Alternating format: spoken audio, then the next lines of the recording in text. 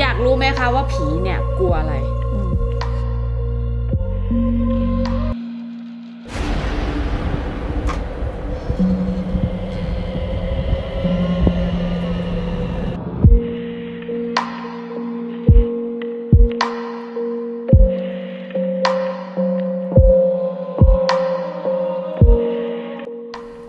สวัสดีค่ะ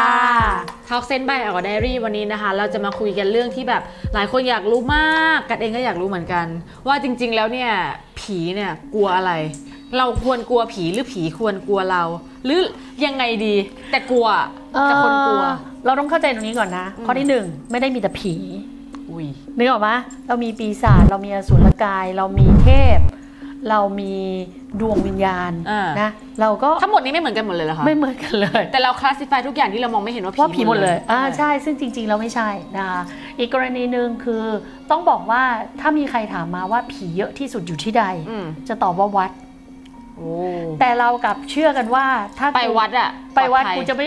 ม่เจอผีซึ่งไม่จริงบอกได้เลยว่าแม้กระทั่งโบสถ์อะค่ะผีก็เข้าโบสถ์เพราะผีก็เข้าไปกราบพระพุทธเจ้าดังนั้นผีเข้าได้ทุกที่เอานี้พูดตรงๆเลยนะคะแล้วผีเจ้าที่ไม่ได้กันไม่ให้ผีเข้าบ้านเราหรอไม่ได้เจ้าที่กันไม่ได้ไม่มีศักดิ์และสิทธิ์ในการกันผีที่บ้านฉันเธออยากเข้ามาบ้านฉันนะผีเข้าได้ทุกที่ค่ะโดยเฉพาะผีด้วยบางอย่างบางที่ถ้ามีอาคมหรือมีบางเขตปีศาจเข้าไม่ได้แต่ผีเข้าได้ทุกที่ค่ะลอยมันมีบางบ้านอะที่สินแสดังหรืออาจารย์ดังคนนึงเขาบอกว่าถ้าไม่อยากผีเข้าบ้านอะเอาตู้ของอะไรมาวางเยอะก็ผิดฮวงจุ้ยชิบหายเลยการทางไม่ให้ผีเข้าเขายิ่งบอกให้เป็นมินิมอลจะได้ไม่มีฝุ่นเอาของมาวางเยอะๆผีจะได้เข้าบ้านคุณไม่ได้บอกเลยต้องบอกว่าในสมัยก่อนอะด้วยความที่คนโบราณเขาจะเชื่อว่าพืชที่มีหนามผีจะกลัวนะคะดังนั้นคนโบราณสมัยก่อนเนี่ยเขาก็จะปลูกใบหนาดบ้างส้มปล่อยบ้างอะไรอย่างนี้กิ่งทับทิมได้ไหมที่มาเรากิ่งทับทิมไม่ได้เพราะว่าจริงๆทับทิมเป็นของเมืองจีนเอาเมืองไทยเนี่ยมันก็จะเป็นพวกนี้นะคะสมัยก่อนอ่ะเขาก็เลยพูดกันว่าที่เขาทำแบบนี้เพราะเขามองว่ากระสือกระหังหรือผีอะไรที่มามันจะโดนติดโดนเกี่ยวจริงๆแล้วไม่ใช่เลยผีไม่ได้กลัวต้นไม้พวกนี้แล้วผีกลัวอะไรน้ำมนต์ที่คนโบราณเขาเป็นกลอุบายเพราะว่าเขาปลูกอันนี้เพราะว่าสัตว์ร้ายมันจะได้เข้ามาไม่ได้เขาให้ปลูกเพื่อให้สัตว์ร้ายเข้าไม่ได้หนามมันจะเกี่ยวไว้แล้วมันจะได้เข้ามาไม่ได้มันไม่มาทำลายพืชผลมันไม่มาทำร้ายสัตว์ที่เราเลี้ยงนะคะอันเนี้ยคือกลอุบายของคนโบราณแต่ถามว่าพืชเนี่ยด้วยความที่ถ้าเกิดใครเรียนอาคมก็จะรู้ว่าเขาจะนับวันอย่างคนไทยเราจะนับวันจันทร์อังคารพุธพฤหัสศุกร์นะมันก็จะมีต้นไม้ประจำวันเกิดใช่ซึ่งต้นไม้พวกนั้นแหละสามารถเอามากันผีได้สำหรับคนที่เกิดวันนั้นด้วยนะไม่ใช่สมมติว่าต้นนี้แล้วกันได้ทุกคนใช่แล้วก็ต้นไม้พิเศษอย่างต้นของบ้านเรามีต้นกลางใช่ไหมเราจะสังเกตว่าต้นไม้โดยปกติพื้นฐานน่ะ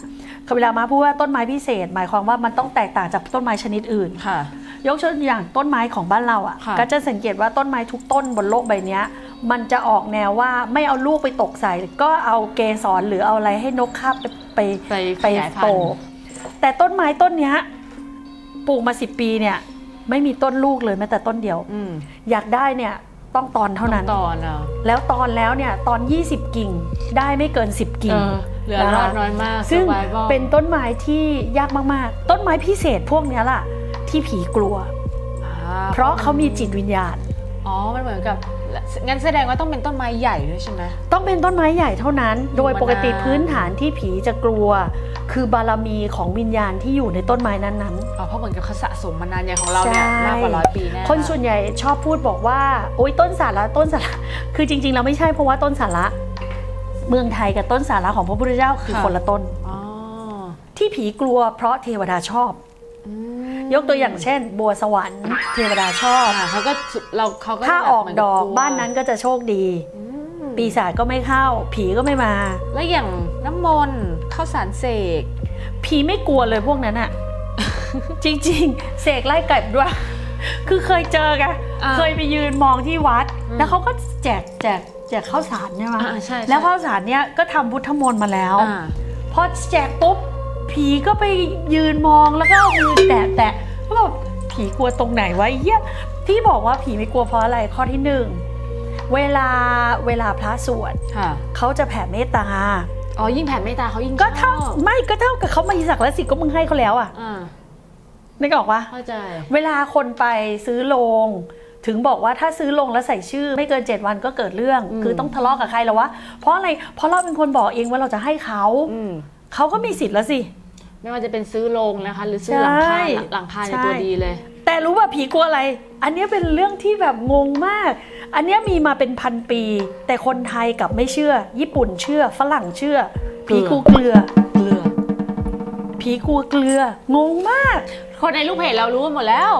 ใช่แต่ว่าเข้าใจป่าวว่าทำไมผีกลัวเกลือก็เคยถามนะว่าทำไมครูก็เลยเล่าให้ฟังบอกว่าเพราะว่ามันจุดศูนย์รวมของธาตุทั้ง4เกลือเนี่ยมีธาตุทุกธาตุอยู่ในตัวของมันต้องมีน้ำมันต้องมีไฟมันต้องมีดินมันต้องมีลมคือกว่าจะได้เกลือสกัดออกมาเนี่ยมันแบบนานใช่เขาก็เลยบอกว่าเกลือเนี่ยคือธาตุบริสุทธิ์เราจะสังเกตเลยว่าถ้าเราใช้เกลือในการล้างแผลก็สามารถล้างได้ทำอะไรอย่างนั้นได้หมดเลยทีนี้ผีจะกลัวความบริสุทธิ์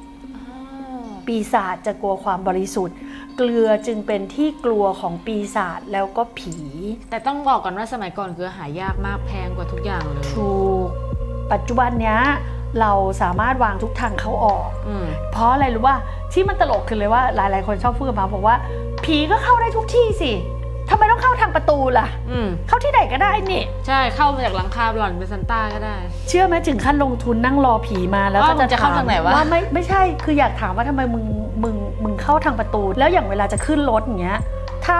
คนในรถไม่เรียกก็ขึ้นไม่ได้เขาก็ไม่ขึ้นนะเพราะเขาพูดว่าเวลามันเหมือนเขา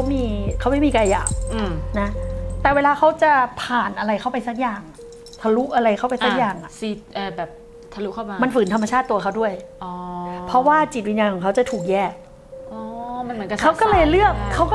ประตูก็มันมีทางสบายๆเหมือนเดิมเข้าทางนั้นดีกว่าเขาก็เลือกเข้าประตูเหมือนเดิมคือเขาจะไม่ทะลุตามที่เราคิดอ่ะคือตลอดมาก็คิดว่าไอ้เทียดก็เดินทะลุเข้ามาสิอะไรอย่างเงี้ยนี่หรอวะอย่างตอนเห็นชายเฉิงเอี้ยบอกว่าเปิดประตูชายเฉิงเอี้ยเห็นแต่ยุงไม่เห็นเทพนะแต่เห็นผีมา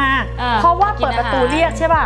เขาก็เข้าแต่เขาก็เข้าหน้าประตูไงเขาก็เดินเข้าประตูปกติก็เลยงงว่าแล้วทำไมไม่เข้ามาทางอื่นวะก็เข้าทางอื่นได้ก็ทำไมไม่เข้าก็คือสรุปเทปนี้ก็คือผีกลัวเกลือแต่ว่าไม่ใช่เกลือแบบ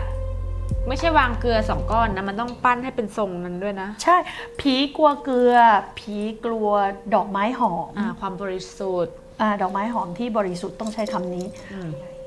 แล้วก็ผีกลัวต้นไม้ที่อายุแบบเป็นร้อยปีอ่ะนะต้นไม้ผีจะกลัวพวกนี้ดังนั้นเนี่ย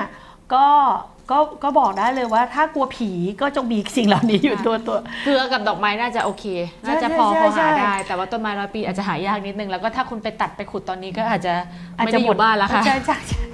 นะคะก็ฝากเอาไว้ก็สมมติว่าถ้าเรากลัวจริงๆดีที่สุดค่ะจิตใจดีผีก็ไม่ทำร้ายหรอกค่ะผีจะช่วยได้ซ้ำคนดีผีไม่คนดีผีคุ้มใช่คนเขาก็จะบอกนี้อยู่แล้วนะคะแล้วก็พยายามอย่าเชื่อโดยไม่มีเหตุและผลเรานี่แหละเป็นคนเอาเข้าบ้านเพราะเรานี่แหละเป็นคนเรียกใช่ไหมใช่ไปกลับบ้านกันเถอะอะไรอย่างเงี้ยไม่ระบุชื่อกลับบ้านแล้วนะไปกันไปอะไรอย่างเงี้ยเนี่ยมาหมดเลยเวลาที่โฟกัสอยู่แล้วพอเคยพูดว่าป้าเอากลับบ้านหรือว่าป้ากลับบ้านกันแล้วก็แบบ2 คนนะอะไรอย่างเงี้ยแบบ2 คนอะไรอย่างเงี้ยคือพยายามระบุชื่อค่ะเพราะถ้าระบุชื่อเวลาขอเราจึงให้ระบุชื่อเราระบุแม้กระทั่งปีเกิดด้วยซ้ำนะคะเพราะว่าบอกได้เลยว่าบางทีเนี่ยถ้าเราไม่ระบุเขาถือว่าเราเชิญก็ระวังหน่อย